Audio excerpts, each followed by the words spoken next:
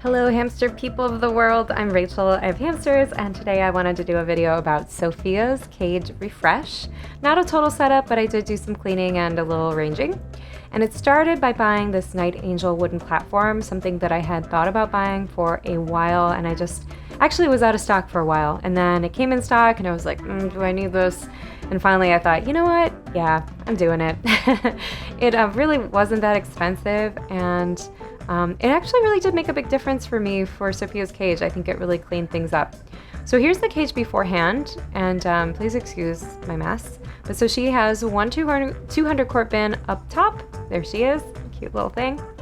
And then she has a tunnel system that brings her to the lower level. So this setup mostly hasn't changed in a while. If you've seen a previous setup video that I had, I just kind of kept this setup for her for a while. She does not do well with setup changes. She gets pretty upset. So I try to just keep it clean and do my best to not adjust things more than necessary. But I was feeling like this cage just didn't look that cute. Oh, see, we used that cup to offer her the playpen, so she obviously was not interested. No, thank you. And that little pocket, I was just experimenting with it to see if she would go in there. She doesn't. My dwarf hamsters do sometimes take naps in there if I put them in the playpen, but my robos, I don't know why, they don't seem to care for those little fleece pockets. So it's an interesting hamster world out there. Who knows? But they are really cute. Oh God, she's so cute. Alright, so you can see that I have a tunnel going up there. She actually learned how to climb that Kaytee tunnel, which is why I have that cardboard there to keep her from getting out.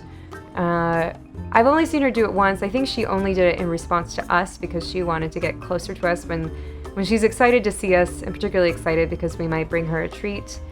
She'll sometimes climb things to get to us, so she is a little bit over enthusiastic in that way. So I had to make sure she wasn't going to get out, but I knew I needed a more permanent solution to that. She's so cute. Alright, so here we go. I use the paper bedding you're going to see me add to this enclosure, and I'm actually going to remove a lot of the paper bedding here because I hadn't given her a clean in a while, and it was pretty stinky, so I removed most of the stuff from that side. And I think I later cleaned out her multi-chamber height a little bit, but not too dramatically. And I use small Pet Select. That's the bedding that I currently use. It comes in this enormous bag, which I love, so it lasts for a long time. And I freeze it in individual little plastic bags just to make sure there's no bugs or anything. So I freeze basically everything that my hamsters use for 48 hours before I give it to them. And I found it's kept me bug-free so far. So in case that's something that is a concern for you, I would recommend doing that. If it's a wooden thing, you can also bake it. So I've baked the cork rounds and stuff like that to make sure that it doesn't come with any bugs. I have heard of a lot of people getting paper mites and bugs from those sort of natural sources. So if you are a new hamster owner, I would definitely recommend that you get in the habit of freezing your stuff. Freeze your food, freeze your bedding, freeze your coconut fiber, freeze everything. And then you can bake it at 200 degrees for 20 minutes also if you want. I even bake my sand once in a while to give my hamsters, make sure there's nothing icky in there. I'll bake the sand in like a Pyrex container for 20 minutes or so at 200 degrees heat. So that helps keep things clean as well for them. And I think you may have seen, but I have these clear risers that I put underneath my Sandbath, and that's to make sure that if Sofia burrows under the Sandbath, which guaranteed if you have a hamster, they're gonna try to burrow under everything. So better to just use something that's gonna support a heavy item like a Sandbath or a hide, rather than just letting them burrow under something and then having it possibly fall on them and cause injury or get them stuck. You don't want to risk that. The clear riser that you saw me use, it's called a clear acrylic riser, and I got it from the Container Store. I'll put links to everything shown in the video down below in case you're interested, but yeah, I found they're really handy. I've used them in all sorts of ways, but particularly to create safety around heavy items like a Sandbath. Those little rainbow wooden bridges I also really like. the wooden pieces are pretty close together, so I haven't really had any worries about a foot getting stuck. If you don't know about it, you should be really careful with wooden bendy bridges, because if they're loose wood and there's gaps between the wood or even a small gap, your hamster can get their foot stuck in it. And when hamsters get their foot stuck, first off, they're very delicate, so they can break their feet. And sometimes if their foot's stuck, they'll even like cause injury to themselves trying to remove their foot from the situation. So be really careful with that. If you're using bendy bridges, which most people do for hamsters, just make sure you get the kind that are really close together. And if they don't look close together, you can use non-toxic hot glue to glue loose moss in between the crevices so they don't get their foot stuck. Definitely do that, because if your hamster breaks their foot, it's likely the only option is amputation, unfortunately. So, your hamsters, they have short little lives. Make sure they have good ones. And give them lots of bedding. So up top, I use this Small Pet Select paper bedding in the lower level, which you'll get to see briefly, but that's kind of, it's more like a play bin for her. It actually started as a play bin, and then I just permanently connected it to her bin up here.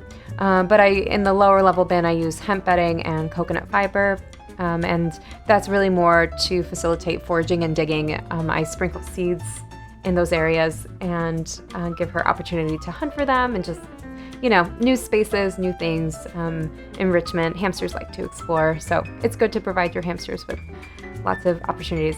One thing I want to put out is that there's a little, I got it, there's a little piece of blue plastic.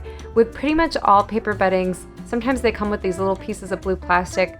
I think that it's because it must be how they shred the paper. So just look out for those and remove them as you see them, because you don't want your hamster ingesting those little pieces of blue plastic.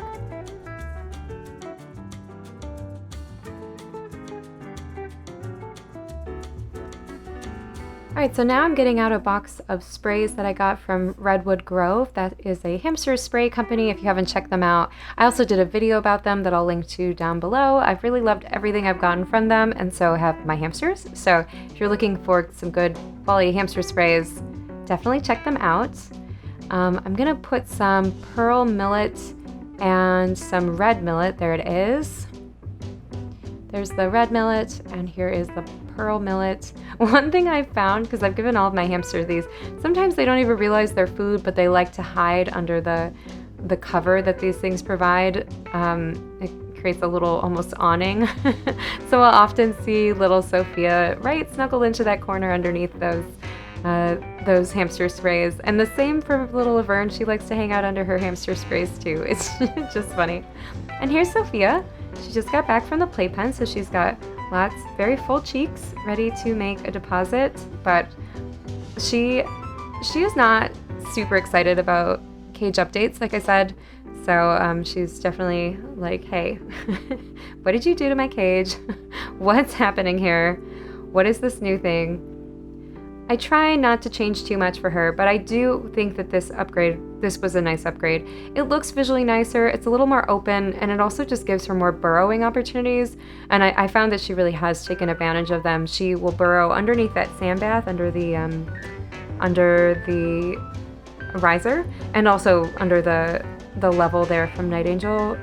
Yeah, seems to really enjoy this setup, and it's just easy for us to interact with her because there's lots of open space, so we can feed her a seed, or I can put a little snack out for her.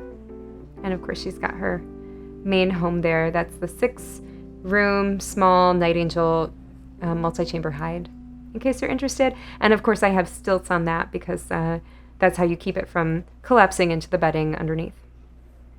And you can't see it, but I did add another hamster spray over there in that corner. Sophia, I think, the thing about Robos is most of them will never really be cuddly, but they can be super fun. I think Sophia's pretty tame for a Robo. She does sometimes attack you, but it's always in the cutest little way, and she's just so cute. I have so much fun watching my Robos. They're just so cute and fun and goofy. I think that you just kind of have to understand what you're getting into when you get a Robo. Oop, I think she realized that's food. They're just little goofballs, and they're gonna be high energy. They're not gonna be an animal you can sit and watch TV with, but but they are really fun to watch, and they're so soft. Sophia and Steven both let me pet them. You know, not all the time. Sometimes they're not in the mood, but you know, like anyone, can respect that. But it's so great when you get to pet their little bodies, and they're so soft. They just sit there and like pancake. It's really fun. And if you missed my video about Roborovski hamster wheels, I did do one about 2 weeks ago, and I talked about this wheel that Sophia uses, which is the 9-inch Silent Runner. This is the wheel I find works the best for her. You can see she's a little frantic right now because she's stressed about the cage update and also wondering how come she can't get to her other bin. It did take me some time to build a new tunnel system for her because it's a little complicated to use those Kaytee tunnels. They're great for robos. I think they're I wouldn't recommend them for any other hamster because they're just too small. But for robos, they do work well, but they are kind of difficult to snap in and out. And it takes me some time to figure out how to build a passage from one bin to another and make it accessible and safe and secure, and make sure that it's not too steep or scary for her. You know, so I like to make sure it has kind of gentle turns if possible, or I like to think through how she's gonna climb through it. So that's a little bit of a challenge, and sometimes it takes me a while, maybe like a couple hours, actually, maybe an hour, I'm not sure. It's pretty exhausting. I actually get really tired doing it. All right, I'm gonna speed up Sophia here so we can move on to the next segment, but it is fun to watch her in in hyperspeed because she's so fun. Also, a little tip for you Robos owners out there, glass jars make great robo hides. You can see I just saved glass jars from jellies, jams, whatever, or you can get them at Goodwill and they make the perfect Sandbath hide. So here's a little aerial view of the updates. I have all of her chew toys gathered there. And she did actually start to burrow underneath that Sandbath, so that's pretty cool. She likes that little space. She made that where she keeps most of her food stash, which is kind of funny. And that's the cupcake hide from Night Angel, and that's some sheep moss. And there is the tunnel system that I built. It took me a while. I had to make sure that it's very secure, but also something that she can't climb out of. So that's why it sort of clings very vertical there next to the side. And here's her lower area. So like I said, kind of a play bin area, mostly for foraging, but she does like to go back and forth. I really see her, actually at night I see her a lot in the lower level, although she always sleeps in the upper level.